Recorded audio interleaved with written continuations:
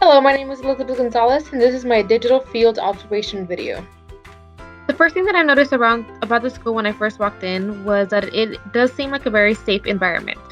It is surrounded by housings and behind a school, therefore the school is not facing any busy streets. There is also a cop patrolling the neighborhood, and this cop also helps cross students in the mornings and after schools. Because the school is an IB school, they do send out letters in elementary to collect students and invite them to the school. They handpick a few students depending on the grades and the scores they receive on the state test. It is an IB school, so the school is very diverse. When you first enter the school, you can see posters from students all over the campus that demonstrate the diversity and their goal as a school. That I noticed when I walked inside the classroom was all the drawings that were on the wall. These drawings were gifts from students to the teacher, showing that they had a really positive and good relationship. The second thing I noticed were that the tables were set into groups. These groups were made so that it would be more of a student-centered rather than teacher-centered. When I interviewed Ms. Almaraz, the reason she told me she wanted to teach 6th grade was because she realized how timid they were.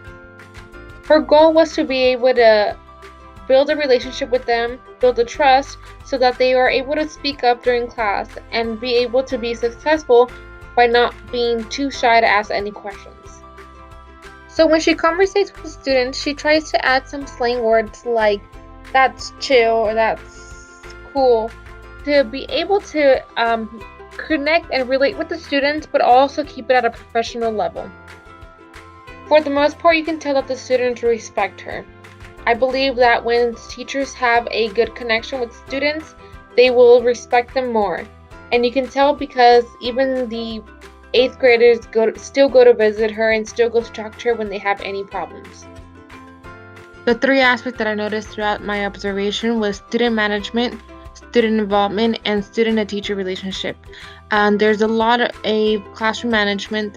The teacher has a respect that the students are the ones that manage the classroom. And also when it comes to the relationship, it's a very, very positive relationship. The students respect her and she respects the students. And they're very involved, whether it be inside the classroom or it be outside of the classroom doing different outside projects. Like they usually do community service because of the IB program, and a lot of students are very involved in this. This is an IB school. The expectations on students' achievement and behavior are set very high. When it comes to behavior, since this is an international school, they do not tolerate any bullying whatsoever, especially when it comes to discrimination based on race or culture. The purpose of an IB is to incorporate different cultures into these students' lives so they can be more open-minded. When it comes to their achievement, they are given global standards and so they are expected to meet the goal. This goes hand in hand on how students are sorted, taught, and treated for purposes of meeting school goals. Thursdays and Fridays are given set times for students to go to a classroom they need extra help on to have a one-on-one with the teacher. This period is about 45 minutes long, and they are able to retake any test, do any missing homework assignments, or talk to the teacher if they need extra help on a subject. For example, in the classroom for math, the students are able to take any chapter test or finish homework. She usually groups students depending on the subject they need help on, and she reteaches them or answers any question they have. This is the reason why they are expected to have a better grades and achievement, because they are given the time to do so.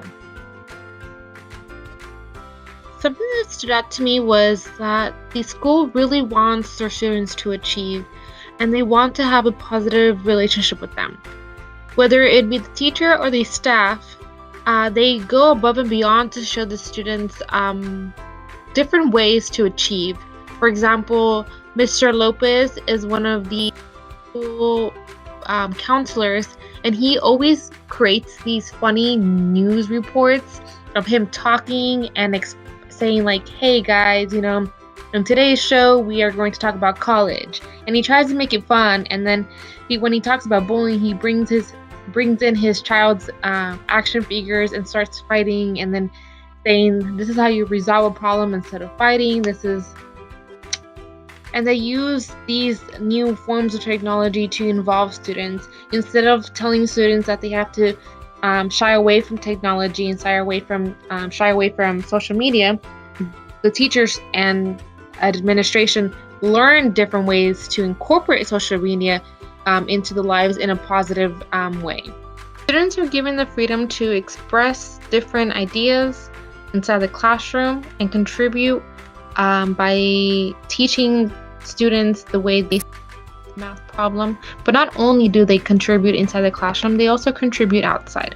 For example, culture is very important to the school, and these students are able to create clubs that represent their culture. For example, they have a folklorico club, they have an Asian club, they do food fairs where they're able to sell foods from different cultures so that the other students are able to try and experiment.